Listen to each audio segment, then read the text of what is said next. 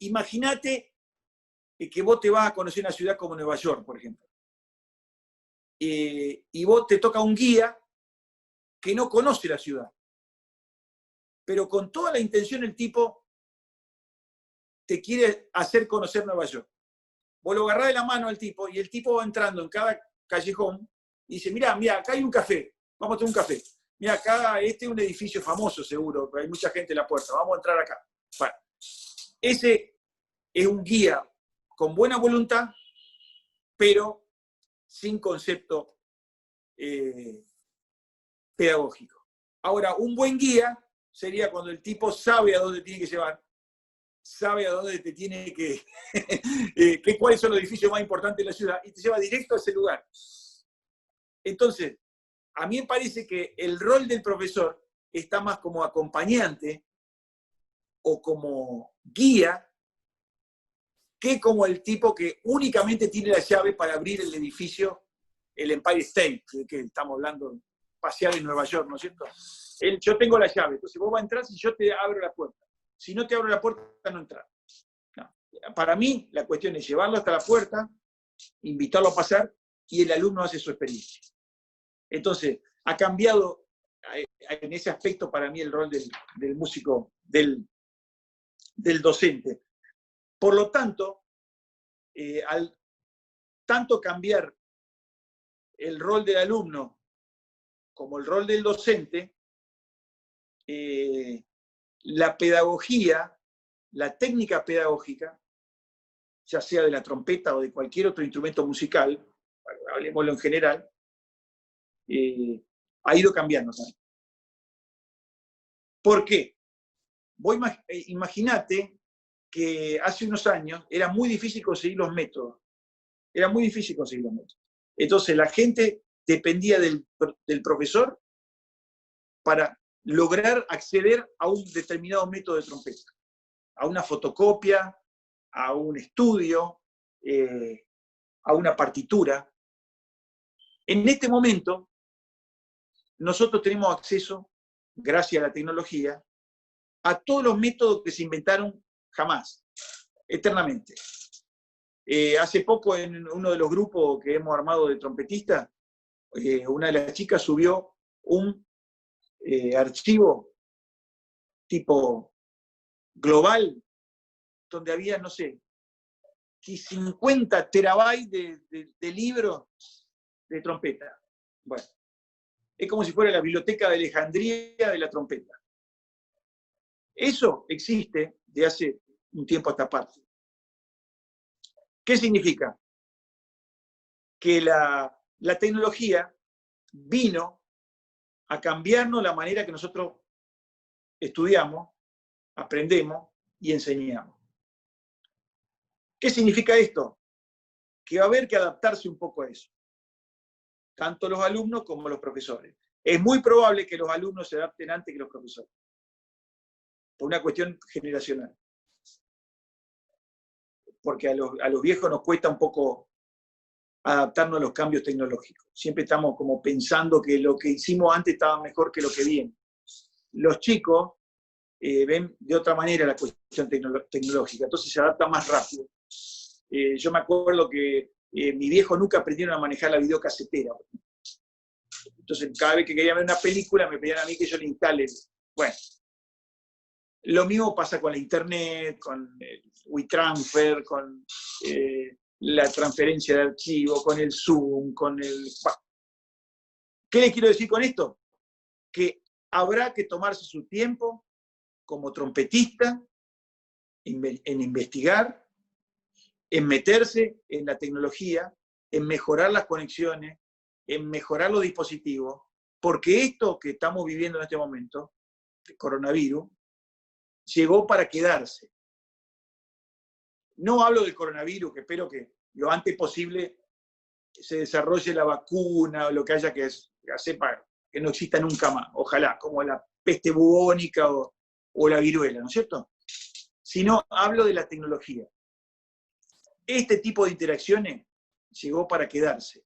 Entonces, cuanto más nosotros invirtamos en tecnología, más vamos a poder aprovechar el fenómeno pedagógico actual, ya sea el intercambio de información, como el que estamos haciendo en este momento, los contactos interpersonales, las grabaciones, las interpretaciones. Entonces, la pedagogía ha tenido un vuelco muy importante, no ahora, con este accidente que hubo, sino hace un tiempo ya lo viene teniendo. Yo me doy cuenta muchas veces, cuando hacemos los encuentros, de los cuales ha participado Marcelo y algunos de los muchachos que están conectados seguro también, que nos sorprendemos con los aportes de los alumnos, porque cada persona en este momento tiene acceso a una biblioteca infinita. Entonces, muchas veces, uno, desde el punto más remoto del planeta, puede llegar a tener acceso a grabaciones, libros, rutinas, contactos, que antes no existían, que antes se daban por sentado que la gente que vivía en el centro, en las capitales, en las ciudades, lo tenía, y el resto eran giles que andaban boyando por el mundo, sin ninguna esperanza, salvo volver, llegar por un tren o una carreta hasta una ciudad desarrollada donde había que estudiar y ahí estaba la posta. Eso ya no existe más. Entonces, han cambiado los roles, han cambiado los medios, y a mí me parece que es importante que nos demos cuenta de eso para no quedar pegados al folclore, ya sea de la trompeta, de que antes se tocaba así, o antes el staccato, que ese folclore siempre existió y probablemente siga existiendo, forma parte de la personalidad de los músicos, como los músicos son tan mentirosos como los pescadores, ¿viste? Dicen, antes, yo me acuerdo que los pescadores, que es famoso mentiroso, bueno, los músicos también son mentirosos. Entonces, ese folclore, yo calculo que ya fue. Démonos cuenta dónde estamos parados en este momento, los roles que tenemos cada uno, las motivaciones que nos llevan a investigar, a tocar, y los medios con los cuales contamos. Las experiencias que se han desarrollado, por lo poco que yo pude observar vía internet, obviamente, porque no pude participar nunca personalmente ahí en la Academia de Rosario, ese tipo de encuentro de trompeta,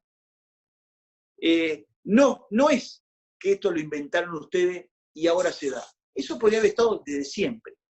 Pero ahora se da el cambio de mentalidad. Eso es muy importante. Eso podría haber existido siempre, que haya un tipo. Nosotros en Santa Fe hemos traído profesores hace, no sé, 20, 30 años a dar clase, y costaba tanto hacer eso. Costaba tanto. Lo hacíamos igual, porque nos sentíamos motivados, bueno, por suerte, ¿no es cierto? Pero era como una cosa muy anómala traer un tipo a dar una clínica o generar un círculo de estudio, un grupo de trabajo. Ahora es mucho más fácil, porque ha cambiado la mentalidad. Aprovechemos ese cambio, esa especie de nueva psicología que reina en los ambientes musicales. Entonces hay que explotarlo. Y hablando de eso, el último punto que voy a tocar, porque me tengo que tomar un mate urgente, si no me voy a quedar seco, así lo veo ahí tomando mate y me agarro la ansiedad. Es el tema social. Justo en época de distancia social, como la que estamos viviendo, la cuestión de la socialización de la actividad musical es muy importante. El músico profesional, si es un tipo que no sabe interactuar con su entorno,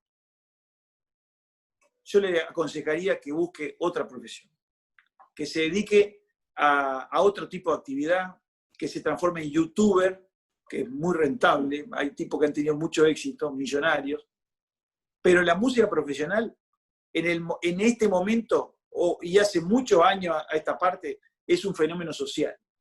Eso lleva a que nosotros, como trompetistas, encima de la trompeta, si fuera un piano, te creo, pero la trompeta es un instrumento social.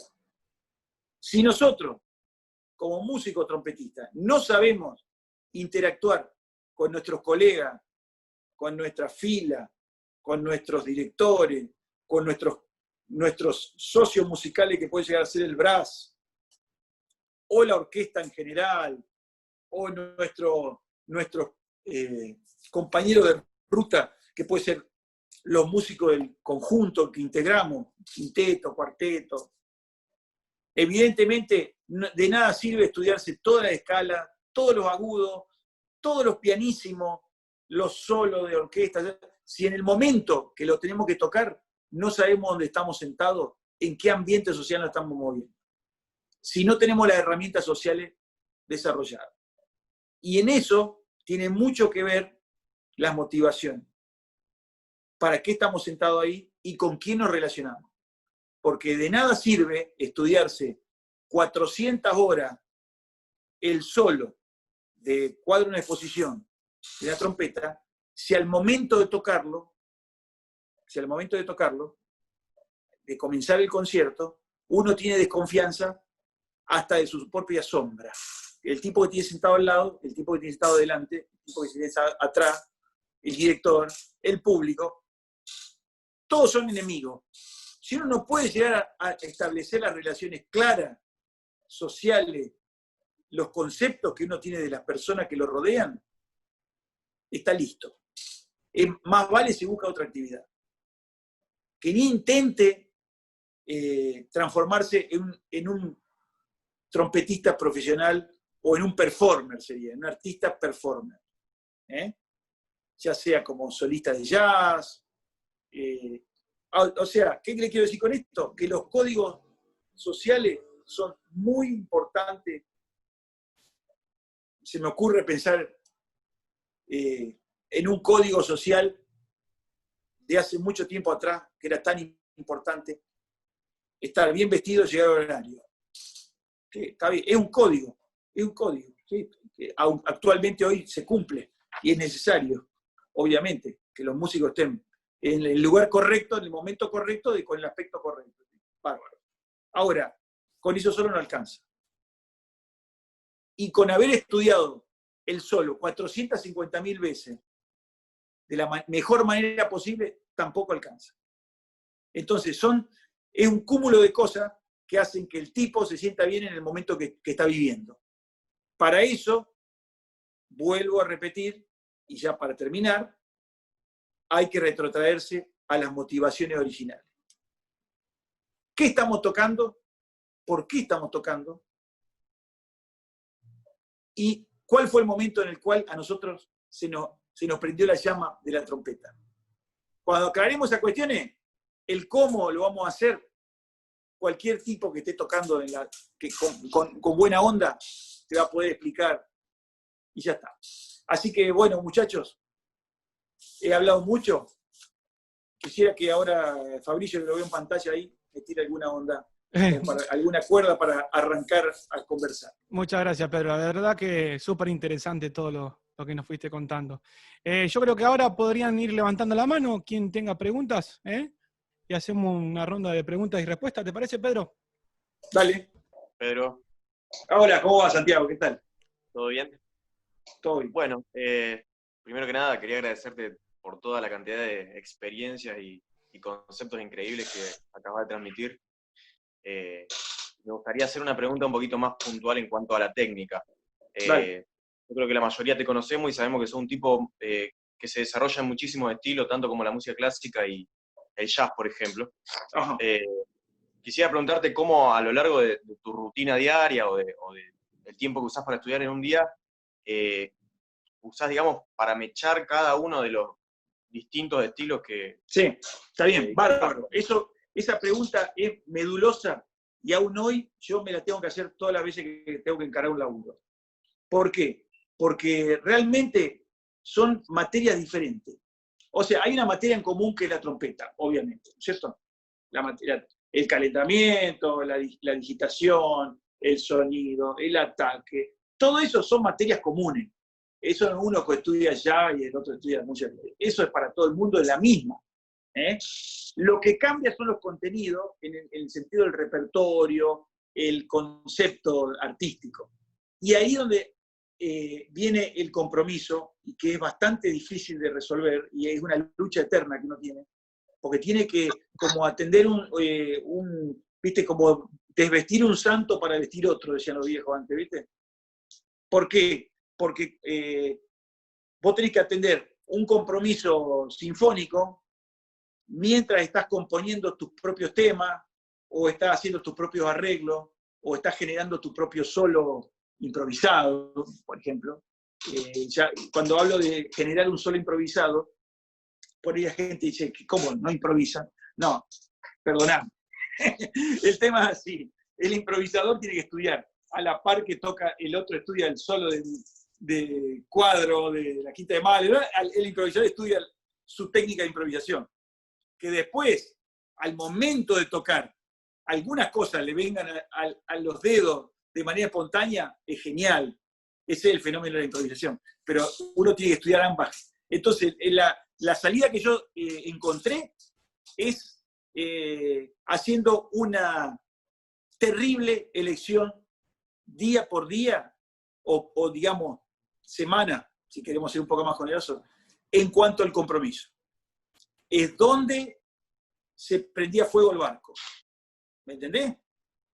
Si yo, por ejemplo, una semana tenía un compromiso muy grande para presentar un disco o tener una sesión de grabación, obviamente que es muy difícil hacer cosas, es como atender demasiadas puertas, ¿viste? Es muy difícil. Estamos hablando solo de la música profesional, no hablemos también que encima hay que dar clases, hay que criar la familia, o sea, son muchos compromisos.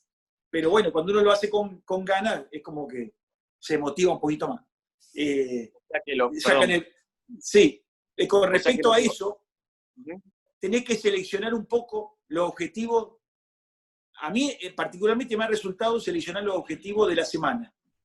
Claro. Programarme rutinas semanales. Por ejemplo, si yo tengo que técnica o artística hablemos, muy comprometida con orquesta, esa semana no puedo dedicarme a otra cosa.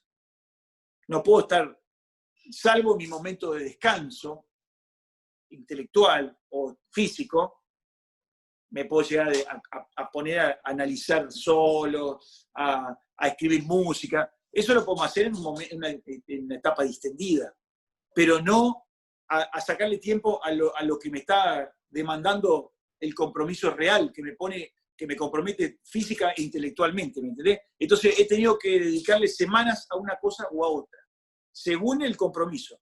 Es la única herramienta o la única salida que le encontré, ¿viste? Ir alternando. Hay una cuestión muy jodida, que muchos de ustedes seguro saben, que es el tema de la articulación. La articulación. El músico se apagó la luz. Sí, se cortó un poquito, está. ¿no? Ahí está. Bueno, el orquestero tiene como objetivo mejorar su articulación hasta el infinito, ¿no es cierto?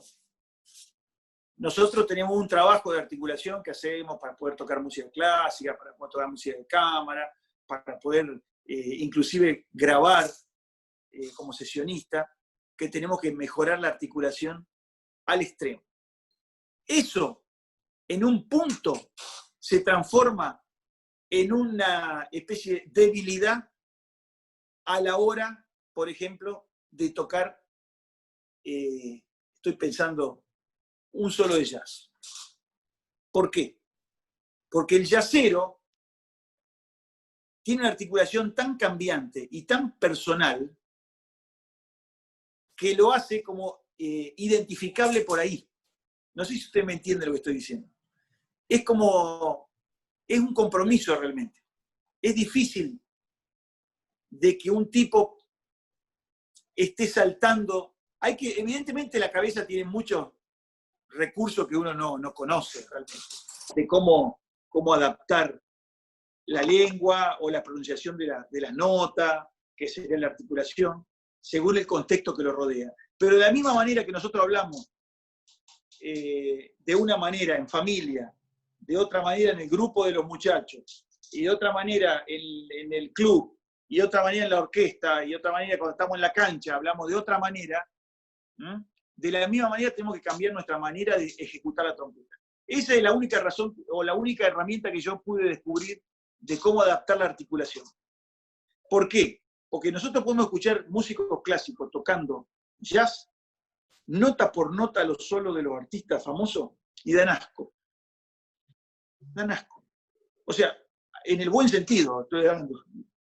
Asco, ¿por qué? Porque no se parece en nada a lo que el tipo tocó. Porque justamente el tipo le estaba imprimiendo un tipo de articulación totalmente personal, única, que es casi irreproducible. Entonces, el tipo que se educó y se programó para tocar con una articulación perfecta todas las notas, le es muy difícil olvidarse de todo eso para volver a interpretar la música de otra manera.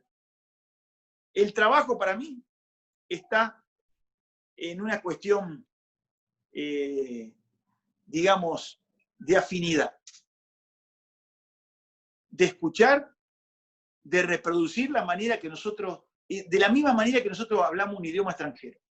Por ejemplo, cuando una persona se va a vivir, qué sé yo, a Miami, e interactúa con los latinos que viven en Miami y con los yanquis que viven en Miami, aprende a hablar una especie de idioma totalmente diferente a su idioma nativo. Pero no significa que se olvide de hablar en argentino. Lo puede hacer el argentino, y puede hacer el otro también.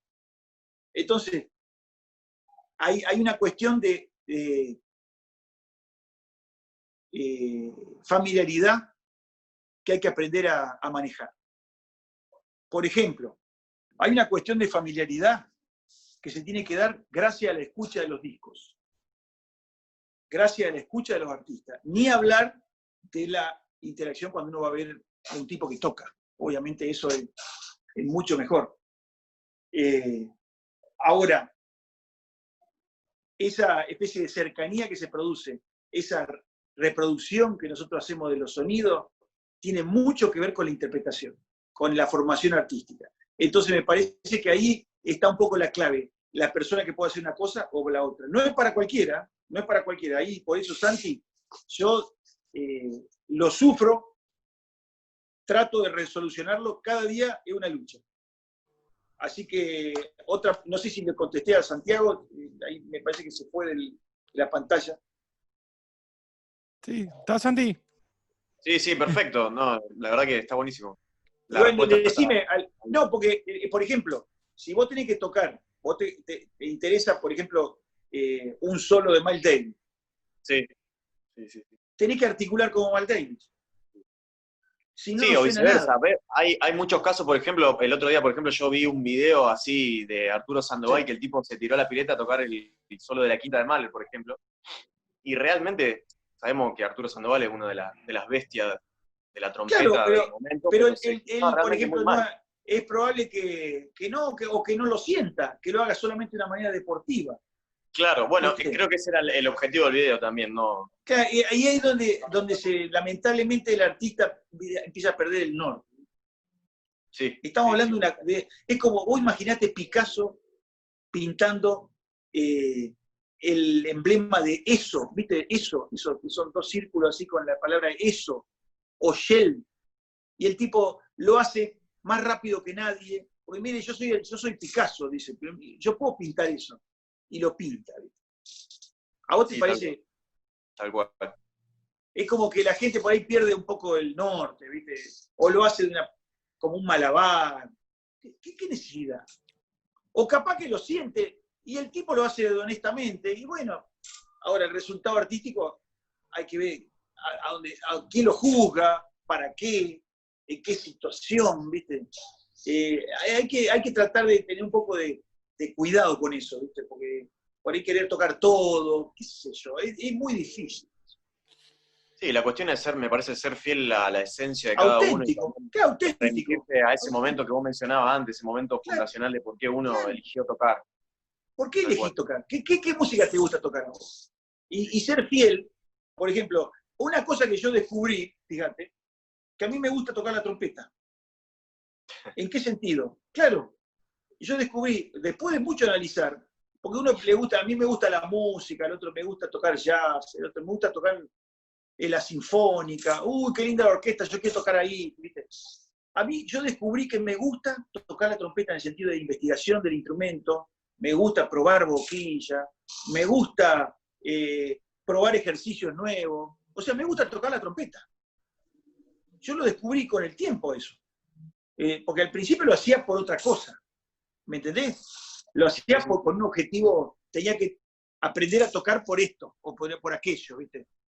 Claro. Bueno, con el tiempo descubrí que me gusta franelear con el instrumento, ¿viste? Estarle encima, investigar.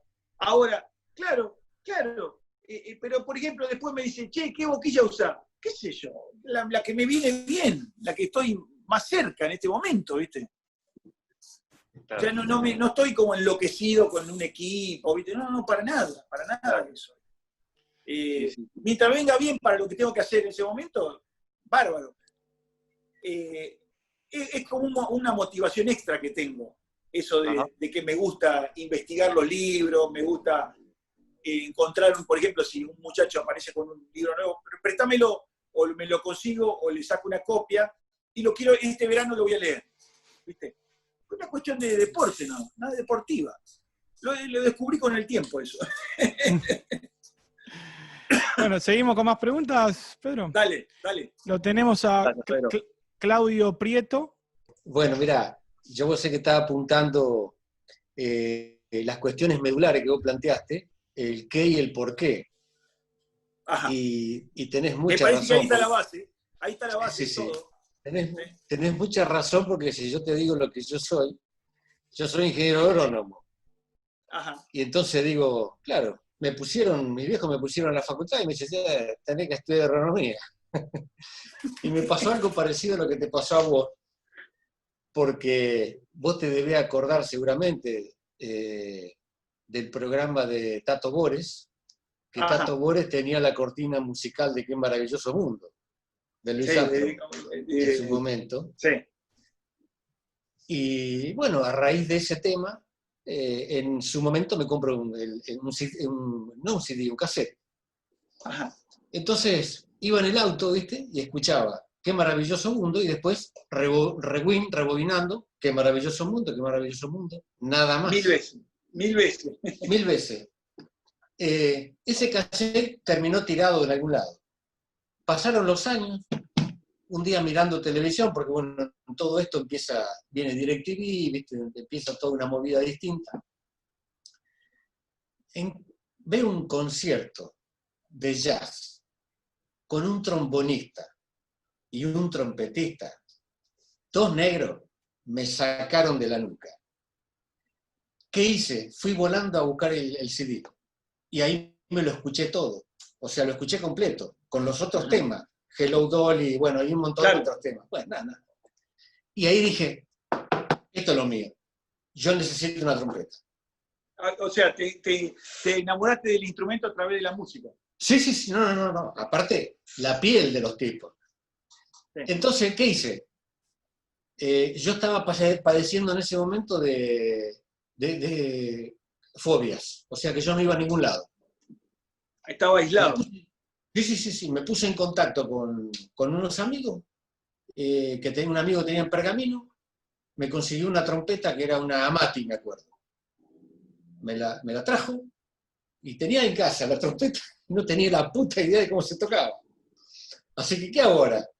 Y bueno, y ahí fui, justo conseguí un chico que dice, mira, yo toqué en una banda en Villa Constitución, te puedo enseñar algo. Y ahí empecé, el famoso libro Larván, Sí.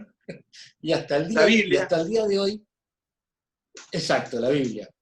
Y bueno, y entonces, si vos ¿qué me gustaba? A mí me gustaba escuchar jazz, pero no podía tocar lo que escuchaba. Y a raíz de que ejercitándome y practicando y algunas cosas, bueno, que algo tocaba, te imaginás que en un pueblo de 300 habitantes donde yo vivía, no había nadie que conozca una trompeta. Es más, todo el mundo me decía, ¿qué toca? ¿El saxo? porque no la Claro, conocen la ¿qué trompeta. es eso? ¿Qué es eso? Claro. ¿Qué instrumento ¿Qué es es? eso? ¿Viste? Claro. Exacto. Y entonces, unos chicos que tenían un grupo de rock que me dicen, che, vos tocás la trompeta, ¿por qué no venís a tocar con nosotros? Imposible tocar, porque yo tocaba lo que leía, pero no lo que escuchaba. O sea, no podía. Ellos tocaban todo de oído. Y yo tenía que leer, si no, no podía tocar. Así que bueno, quedé aislado. Tuve la suerte después con el tiempo de dar con estos chicos de Rosario, y profesores de Santiago, Ajá. y bueno, y ahora estoy encaminando y viendo cosas nuevas, pero lo interesante es que a mí me fascina, me encanta, sé que lo que yo puedo tomar de la trompeta es lo que es clásico, me encanta, y me encantaría poder tocar jazz, y sé que es a lo mejor en algún futuro lejano, que no sé si con los años, tengo 62, voy a llegar algún día. Bueno, Pero, mirá, yo te tiro sí. una sola onda. El músico de jazz se educa con el oído. El músico de jazz, el primer instrumento que toca es el oído. O sea, la educación tuya va a pasar primero por acá, por lo que vos escuches de música, y después va a pasar por la trompeta. No empieza por la trompeta. Es difícil decirlo en el sentido que yo no quiero quitarle importancia a la trompeta, porque yo soy trompetista, estamos en un círculo de trompetistas. Pero el músico de jazz es un músico que está como abierto a los costados, está abierto a la armonía, está abierto a la improvisación, está abierto a la composición instantánea, de una manera sana, no de una manera obligada. ¿Me entendés? No es que dice, tengo que estudiar composición, Bueno, y eso se logra a través de mucha comprensión del estilo. Claro. Escuchar. Vos recién le contestabas, sí. Escuchar mucha música, sí. Le decías a Santiago el método de estudio de uno y de otro, claro. A los tipos le sale por la piel, ¿viste? Vos lo escuchás. Bueno, y es no. Vos estás hablando, por ejemplo, cuando vos ves un tipo que está totalmente dedicado a la actividad, por ejemplo, en este caso, un músico de jazz, que nosotros adoramos, que es un tipo como Freddie Hubbard, por ejemplo, trompetista. No sé si lo conocés a Freddie Hubbard. Bueno, Marsali, por ejemplo. Marsali. Bueno, Marsali es uno de los casos que él ha podido navegar los mundos así, yendo del clásico al popular, hasta que se cansó. Y dijo, no toco más clásico. Fue en los años 90, por ahí 90 y pico, él dijo, no toco nunca más música clásica. Él es como que él se cansó de tocar música clásica. No se cansó físicamente, se cansó, diría, intelectualmente. Claro. De estar en vivir los dos mundos paralelos, eso, aparte entró a laburar de una manera mucho más intensa con la cuestión de la Big Band en Lincoln Center. Bueno, él como que optó por separar los mundos, ¿viste? Decir, bueno, ahora en más yo soy un trompetista de jazz, o un trompetista que le gusta tocar jazz. Sería la... Sí, porque aparte son sus raíces, digamos que son sus raíces. Sí, pero él tocaba el concierto de Haydn cuando tenía 13 años, ya tocaba Haydn, con la orquesta de New Orleans, o sea que la raíz ahí está. La tienen por todos lados, ¿viste? Bueno, lo que te decía, la cuestión cuando uno ve un tipo de eso, uno tiene implícito como que el tipo está formado de fábrica, ¿no es cierto? Que nació escuchando esa música y todo eso. Eso nosotros lo podemos adquirir fácilmente a través de la escucha y de la confraternidad con tipos que estén en la misma. Si vos te acercás a músicos de jazz, a hablar el lenguaje que hablan los músicos de jazz y a escuchar la música que escuchan los músicos de jazz, vas a adquirir los modos del jazz. Claro. ¿Me entendés? Sí. Es como si vos, por ejemplo, tuvieras que hacer teatro con alguna técnica específica de la técnica que se utilizan en el teatro, que es el método Stanislavski, por ejemplo, que se me ocurre ahora. Vos vas a tener que juntarte con esa gente para poder desarrollarlo. ¿Me entendés? Está bien. Sí, lo que me ayuda, veo que me ayuda mucho leer biografías, por ejemplo. Obviamente, porque vos tenés que hacer... La biografía, por ejemplo, la biografía de Billie Holiday. Sí, me regalaron un libro, me encantó. Duke Ellington, la biografía de Miles Davis. Sí. Viste que Miles Davis escribió una autobiografía. Sí. No sé si lo tenías ese libro, que es una autobiografía de Miles. Lo estoy leyendo ahora. Es todo mentira eso. O sea, es una fantasía de Miles Davis. Porque él no era escritor. Claro. Él agarró, se sentó a lo largo de un mes, no sé cuánto, con un periodista, que aparece ahí en el nombre, que es el tipo que lo hizo, son al libro. Entrevistas. Sí. Que el tipo le entró, le preguntaba, y el negro decía lo que se le rajaba, no era verdad lo que decía. O sea, él agarraba y decía, porque aparte Miles era un tipo muy ácido y muy, de cierta manera,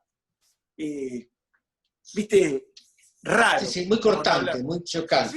Sí, chocante y aparte muy enredado en su personalidad. Entonces el tipo no decía lo que sentía. Él agarró y contó una historia como a él le hubiera gustado que sea, pero por ahí no tiene nada que ver con la realidad. Entonces, hay un libro, por ejemplo, de la biografía de Miles, que es exactamente la biografía de Miles, que lo escribió un trompetista blanco que se llama Ian Carr. ¿Ah? Ian, I-A-N, Carr. Sí, Ian Carr. Ian Carr es un europeo, gran trompetista, es un tipo, capo trompetista. Bueno, el tipo ese se tomó el laburo e investigó toda la discografía, toda la historia de Miles Davis, las anécdotas de los músicos, y escribió el libro sobre la vida, como, por ejemplo, Collier escribió el Louis Armstrong, Duke Ellington, viste que son los libros más famosos que se han escrito. Bueno, este tipo escribió el libro, decía, el libro sobre la vida de Miles Davis, porque se tomó el laburo de investigar. Ahora, el libro de Miles Davis es nada más que, es como si fuera una entrevista a aquella Maradona, ¿viste? Claro. El tipo dice cualquiera, no te habla de la técnica, de que esto, que aquello, que no se acuerda de nada, ¿viste? No, sí. Es lo mismo, es muy volado, es un tipo que, y aparte era bastante jodido personalmente. Entonces, capaz que la mitad de las cosas son todos datos que larga, ¿viste? Claro. Entonces, bueno, ese es la autobiografía. Es muy lindo de leer, porque es muy pintoresco el libro, ¿viste? Pero ahí está el otro libro ese que yo te digo que es mucho más meduloso, más serio en cuanto a la biografía. Bueno, estudiar un poco la biografía de los músicos y escuchar la música forman parte del crecimiento tuyo como músico de jazz. Y frecuentar músicos de jazz. Si vos estás en un lugar que no hay músicos de jazz, vas a tener que viajar. Y vas a tener que conectarte. Es la única salida. Porque si no vas a hablar un idioma inventado, ¿viste? Vas a hablar el idioma tuyo. ¿Me entendés? Totalmente. No va a hablar el idioma común de los otros, va a hablar un idioma propio. Tenés que hablar el idioma común de los demás. Bueno, no sé si... No, totalmente, bárbaro. No, por ahora no, sigo escuchando. Muchas gracias. Bueno, Claudio. Muchas gracias. Pedro, tenemos una pregunta más de Matías Grosso. Mati. No, quería preguntar por la ansiedad que habló al principio. Sí. Muy importante, casi todos, bueno, muchos no tienen laburo fijo todavía, pero de la ansiedad de concurso. Sí. Tipo, y los nervios. ¿Cómo, a ver, está Marcelo, está Fabricio, está Jonathan, está vos, que personas que ya concursaron y ganaron, como también perdieron? ¿Cómo hacen, bueno, en este caso a vos, cómo haces manejar la situación del concurso? Porque decías que yo sé que este tema es un tema que muchas veces es como soslayado en las conversaciones. Como decir, no te pongas nervioso, pibe. Como si fuera tan fácil no ponerse nervioso. Claro. ¿Cuál es la carga que tiene cada uno? ¿Viste? Cada alumno tiene una carga personal. ¿Viste? A mí me parece, yo te voy a tirar como herramienta primero auxilio. El primero auxilio. ¿Me entendés? Un maletín como si vos llevaras viste como los soldados en la guerra que llevaban una cosita acá en el casco que tenían todos los remedios que se podían poner, una curita, morfina, ¿viste? Eso. Porque después hay otros remedios que son a largo plazo y a mediano plazo. Que eso me gustaría en algún momento, vamos a conversar con los muchachos, hacer una charla medulosa sobre lo que es la ansiedad escénica, que es el mal de la época. Porque nosotros estamos viviendo una época con mucha ansiedad. Si a eso nosotros vos, por ejemplo, vos lo hablás del tipo que toca la trompeta, pero vos eres un tipo que pierde el laburo o que tiene que rendir al máximo en una empresa privada o en Claro, un cargo de altísima responsabilidad, tiene lo mismo o peor que nosotros. ¿Sabes lo que pasa también? Que uno siente también que cada vez hay menos lugares para tocar. O sea, y eso Está también, esa y la es la presión, presión. y creo que la presión- presión más grande que hay de una persona, a ver, porque concursa y a lo mejor hay 3, 4 puestos y en el país y se va No, achicando el claro, que margen. esa es una especie de presión profesional que se agrega por la cuestión de la escasez laboral, por ejemplo. ¿Viste? Son Claro. factores externos que no dependen de nosotros. No, Lo seguro. único que nosotros podemos hacer es aprender a surfear la situación. A surfear esa descarga de adrenalina que tenemos, que es nuestra ansiedad. Sí, sí. Entonces yo te tiro 3 herramientas que son, o 4, digamos, que son recontra de primero auxilio. Es como para un soldado que le vuelan la pierna, ¿viste? Pisa una mina y bueno, y nadie lo va a atender y el tipo se cura solo. Es lo Sí. mismo. Pero no significa que con esto se acabe el estudio de lo que es la ansiedad escénica. Pero una de las cosas muy importantes es la hidratación. Yo te voy a tirar como 4 consejos que normalmente a lo largo de la charla de ansiedad escénica, que a mí me gusta, en algunos encuentros hemos tenido largas charlas de esto, son los últimos 10 minutos lo hablamos de los primeros auxilios, ¿viste? Porque es como decir, bueno, si vos solucionaste las cuestiones anteriores, si no, llega el momento, te vuelve a atacar, tenés esta herramienta. Claro. El tema de la hidratación es muy importante. ¿Por qué? Porque el agua es un miorrelajante de todo el cuerpo, natural. El agua produce una especie de relajación en los músculos, sobre todo en los músculos de acá. Sí, sí. ¿Viste? Los músculos, de lo que sale el plexo solar, Sí, te sí, produce sí. una distensión ahí, una relajación, que es donde a nosotros nos molesta más cuando tenemos que tocar la trompeta. Que es como viste que hay un golpe mortal en artes marciales que es en la zona del plexo solar, ¿viste? Sí, Porque ahí se concentra mucha energía nerviosa del cuerpo. claro, sí, uno se estresa, se va cerrando. El estrés está está acá. Sí, sí, sí, sí. Bueno, es el punto, a nosotros nos bloquea la respiración, nos bloquea el habla, nos hace jadear, nos seca la boca. Bueno, ese punto se relaja si uno está bien hidratado. O sea, la hidratación ayuda a que la mucosa de la boca esté húmeda. No hay cosa peor que la boca seca. Estamos hablando de ansiedad, la sequedad de la boca es un síntoma terrible. Bueno, no hay cosa peor que eso. Si uno, por ejemplo, está bien hidratado, las mucosas están bien hidratadas, están bien lubricadas. La práctica de la trompeta se hace más fácil por la cuestión de la articulación y todo eso. Si estamos relajados, como el caso que estoy hablando con la hidratación, el agua favorece a que los músculos estén relajados, estén en una situación normal, no de contracción, por la deshidratación. Entonces la respiración va a ser un poco más fluida. Bien. ¿Me entendés? Un poco más fluida. Sí, sí. No te estoy hablando que va a curar el problema, pero va a ayudar. Seguro, Va a ayudar. seguro. Otra cosa, evitar los disparadores de la ansiedad, que son el café, el cigarrillo, la Coca-Cola. Todo ese tipo de cosas hace que a nosotros se nos disparen todos los metabolitos de la ansiedad, Mirá, que son las está bien. catecolaminas, ¿viste? Empiezan a tirar a la sangre todo el alerta, y hacen que el cuerpo empiece a sentir que está en un estado de estrés. Entonces, si nosotros, encima del estrés externo que tenemos, le agregamos un estrés metabólico, que sería, porque lo estamos generando desde adentro, porque estamos tomando sustancias estimulantes, que son, por ejemplo, el tabaco, la Coca-Cola, qué sé yo, el café, son sustancias que son estimulantes. Son estimulantes. Entonces, si nosotros encima le estamos incorporando más estímulo al cuerpo, más el cuerpo interpreta que está en una situación de riesgo.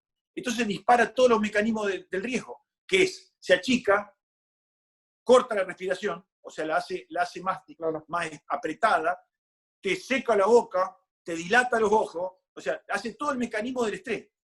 Se dispara todo el mecanismo. Entonces, una buena hidratación, evitar los estimulantes de la ansiedad, como son esas sustancias externas. Y una cosa muy importante, hay que asociar los momentos de la actividad que nos va a generar el estrés a mecanismos de control mental. O sea, a imágenes positivas. Claro. Por eso no es tan fácil curar la ansiedad escénica con un botiquín, ¿viste? Porque es una cuestión que viene de antes, viene de una preparación mental que vos tenés que tener. Vos tenés que programarte para superar ese trance. Entonces hay mecanismos de corto plazo, de largo plazo, y uno de ellos es generar como una especie de conducta sana respecto a la actividad que estamos haciendo. Claro. Si nosotros estamos conformes con lo que estamos haciendo, es probable que el organismo no detecte que estamos en un lugar agresivo, que sería la situación del estrés, el disparo del estrés, el concurso. Es como si fuera un arquero que está por atajar el gol definitorio en el Mundial. El penal que define el Mundial. Si el tipo no pudo elaborar una técnica mental para superar ese estrés, se lo come el león.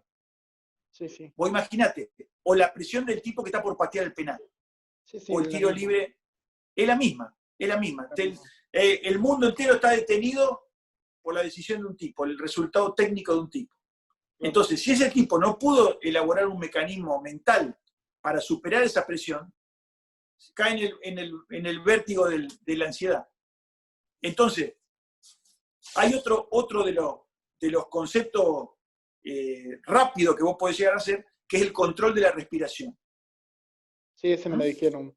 Hidratación, evitar los estimulantes y controlar la respiración.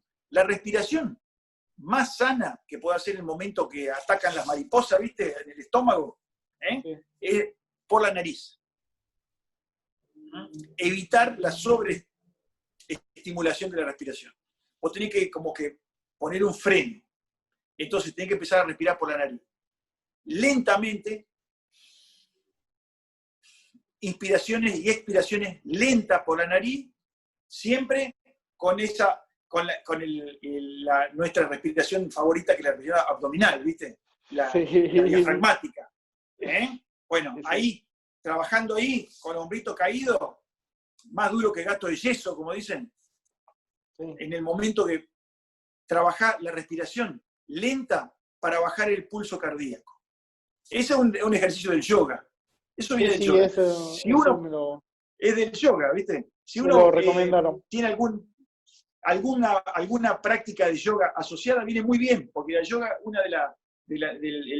una de las cosas que trae asociada es el control de la ansiedad.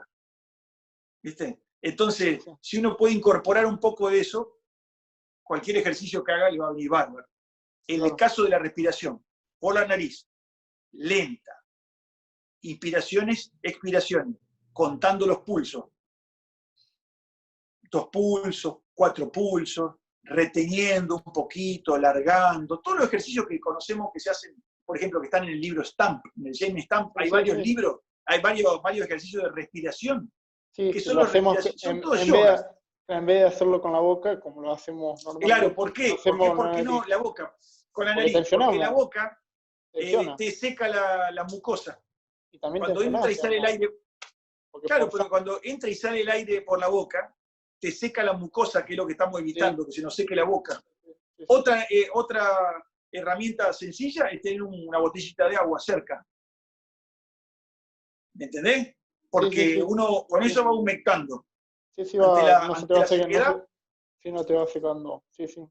Claro, pero yo te vuelvo a repetir, estas pequeñas herramientas que yo te doy son solamente para cuando se prendió fuego el barco. ¿Viste? Sí, no, completamente. Hay que apagarlo de alguna manera.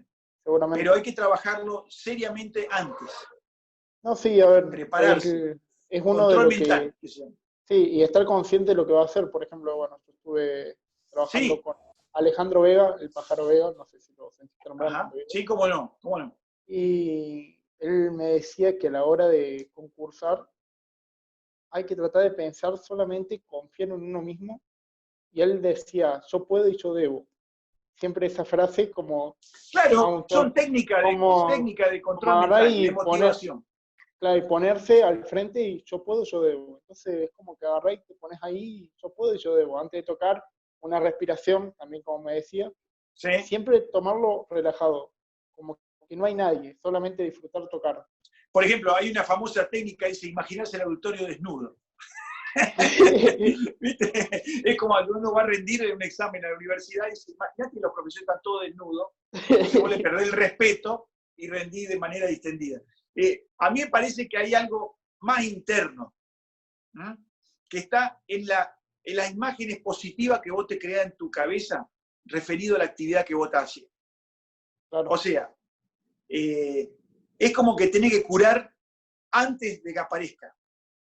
Sí, Claro. y hay otra cosa, como consejo que yo te puedo dar y a los muchachos acá del grupo. Si uno se detecta que es candidato para eso, no dude en buscar ayuda profesional. Porque la ansiedad en este momento es uno de los males de la época. Ni hablar del tiempo que estamos viviendo. Estamos todos como presos domiciliarios, prisión domiciliaria, estamos todos locos.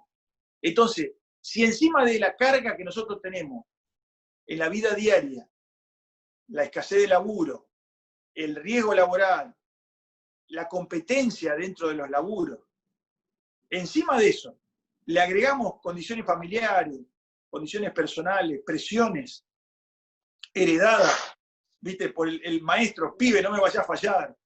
Yo siempre nos hemos reído en los concursos, porque vos no sabés si los vagos te ayudan o te cagan, porque te miran todo y te dicen, che, vamos, pollo, vos sos nuestro, no vayas a rendir mal. Y vos estás ahí y ven el de afuera y lo miran y dicen, y este que recién caído acá, paracaídas, ahí te lo reviento. Entonces, todo el mundo se siente mal. Bueno, ahora, si encima de todo eso uno se deja llevar por la sensación interna, realmente hay que buscar ayuda profesional. Y no es una cosa grave. Es muy normal en este momento. Entonces, es una lástima cuando la gente, por una cuestión solucionable, dice, no, yo al final no nací para tocar la trompeta, no, muy jodido. Y era solamente una cuestión de ansiedad. O no, ¿viste? Yo estudié con un caballo, pero a la hora de los bifes se me arruga el pelucho, ¿viste? No puedo salir adelante. Es una cuestión de ansiedad. Es una cuestión de analizarse, de hablar. Claro. Realmente es una pena que la gente le tenga vergüenza a eso y no lo encare como encara el estudio del agudo, por ejemplo. Sí, ¿entendés? Sí. Entonces, ojalá que las personas que se sienten afectadas, ¿viste? Internamente por esa sensación tan incómoda como la ansiedad, busquen la ayuda profesional. Bueno, yo, por ejemplo, en Uruguay, fue una de las cosas, porque yo estaba en Porteña, en mi pueblo, cerca de San Francisco, para los que no se ubican. Hay cada uno de Porteña, no hablemos, mirá. Sí, Marcelo, mi profesor, mi maestro, por él comencé la trompeta. Una historia. Sí, fue gran profesor, ahí debe estar tomando mate. Y bueno, y todo esto, una de las cosas que tuve que trabajar es porque nunca había tocado como solista. O sea, mi vida en mi corta, y bueno, y empecé a tocar en una orquesta de acá de Montevideo, y una big band. Qué bueno. Y entonces me empezaron a tocar puestos de solista, como y los nervios y todo, y además estudié con un maestro llamado Gerardo Estesano, que era director de la Orquesta de la Universidad Nacional, que era la parte gramatical, y me aconsejó una psicóloga para trabajar los nervios, para empezar a bajar un cambio y todo. Entonces empecé a hacer un poco de ejercicio y todo, y bueno, y al final estuve resolví muchas cosas de mi vida, como de parte musical. Aparte de la música. Sí, no, pues yo creo que el miedo más grande que tiene un músico es lo que va a pasar después, lo que va a opinar la gente. El miedo al ridículo. Claro. El miedo al ridículo. Claro. Eso nos acompaña toda la vida. O el medio, o lo que piensa el entorno cuando estás tocando, el otro músico. Sí, claro, es lo que decía, la presión de la presión favorable. Son los tipos alrededor tuyo que te dicen, vamos, ¿cómo va a agarrar ese penal? Vos lo tenés que hacer. Ese es tan estresante como el tipo que está diciéndote que te equivoqué. Claro. Los dos extremos colaboran para que el tipo se sienta culpable, se sienta en una situación incómoda, ¿viste? Entonces, para mí es una cuestión de trabajo personal en el cual uno se siente como susceptible a eso, dice, se dio cuenta que es candidato a caer en esa red de la ansiedad, del pánico escénico y todo eso, del estrés sería, como que se le dispara muy fácil, entonces no tendría que dudar en absoluto en tomar ayuda profesional. Y trabajar sanamente con conceptos mentales claros, hacia dónde va, por qué lo que hace, qué es lo que quiere hacer en la vida, todo. Limpiando la historia familiar, limpiando la historia personal de cada uno, los objetivos por los cuales está sentado. Porque muchas veces, hablemos, a ver, pongamos un caso. Vos vas a tirar los dados, ¿no es cierto? Sí. Vos tirás los dados. El hecho de tirar los dados es una cuestión mecánica. Vos agarrás el cubilete y tirás los dados. Ahora, Sí. mirá si a vos te dicen, loco, si te sale un 1, te pegamos un tiro en la cabeza. Y si te sale un 5, te damos $2 millones en la mano. ¿Sí? Seguro que vos te quedas paralizado. Sí, seguro. Bueno, ahora, el hecho mecánico de tirar los dados, seguro que lo hubiera podido resolver. ¿Mm? Esa es la cuestión de la trompeta. La trompeta no es uno de los instrumentos más difíciles de la orquesta, vuelvo a repetir. Tiene algunos compromisos técnicos que hay que trabajar para toda la vida, obviamente. Como cualquier actividad musical, tiene una cuestión técnica. Pero el mayor problema es la carga que vos le estás poniendo al momento. Ahí donde vos te quedás paralizado. Claro. O te produce una descarga de adrenalina que en vez de ser favorable, es contraproducente. Vos no te olvides que la adrenalina es el mejor amigo del músico. Es el que le da sentido a lo que nosotros hacemos. Sí, seguro. Pero hay que saberlo controlar. Que claro, no sea un arma, no, que no sea un arma, no, claro, que no sea un arma de doble no filo. es que lo sabemos controlar, lo sabemos disfrutar. Vos no te olvides que hay tipos que son adictos a la adrenalina y van y se tiran de los puentes, ¿viste? Atado con un elástico. Los tipos necesitan eso y se hacen adictos a la adrenalina. El tipo necesita esa descarga de adrenalina y se va y se tira de los puentes con un elástico a la espalda, ¿viste? Y llega a 10 centímetros del piso y rebotan así. Bueno, o se tiran de paracaídas, o corren picadas, porque los tipos necesitan adrenalina. Bueno, es una cuestión, te diría, casi patológica. Pero la adrenalina es el mejor amigo del músico, es el que te da la energía necesaria para tocar la nota justa, en el momento justo. Es lo que necesitaba Miles Davis para grabar Kind of Blue. ¿Me entendés? O John Coltrane para grabar a Love Supreme. Si el tipo no hubiera tenido adrenalina en su sangre en ese momento, hubiera sido un bofe, una especie de idiota inerte que está encima todo drogado como han estado en ese momento. Claro, haber estado sentado en una silla así, sin reaccionar. Dice, che, maestro, se nos está haciendo la hora de grabación y usted no hizo la obra maestra que pensaba hacer. Habrá estado así, pero con la adrenalina jugando a favor. ¿Me entendés? Sí, te entiendo. Ese es el tema. Si querés, podemos conversarlo por privado después, todo lo que vos quieras. Dale una. Pero igual, gracias. No, por favor. Gracias, por favor. porque está bueno el concepto que uno ve, digamos, porque, a ver, seguro Marcelo, Jonathan, Fabricio, bueno, vos y algún otro músico que esté tocando en un organismo importante, está genial porque son dudas que uno tiene, pero no es que la duda que la tiene que la lleva, es como que pasa el tiempo. A ver, yo hace varios tiempos que vengo tocando, vengo estudiando, Ajá. Y bueno, y uno va aprendiendo, y bueno, y se da dando cuenta de dónde está fallando, y las va tratando de corregir o asimilar, o madurar musical, como se dice. Vos acordate siempre que nosotros lo que hacemos son versiones. Son versiones de las cosas. Versiones de los temas, versiones de los conciertos, versiones de los solos, versiones de la sinfonía. No estamos haciendo la versión, la número 1 de Herset, o la versión de Bachiano, o la versión de Matías, Berlín, ¿viste? Hoy, no estamos haciendo la versión. Claro. Estamos haciendo nuestra versión, una versión de tantas. Claro, entiendo. Es otra manera de bajar un poco el compromiso, el estrés, ¿viste? De decir, Seguro. esta es mi versión, ¿a ustedes les sirve? Bien.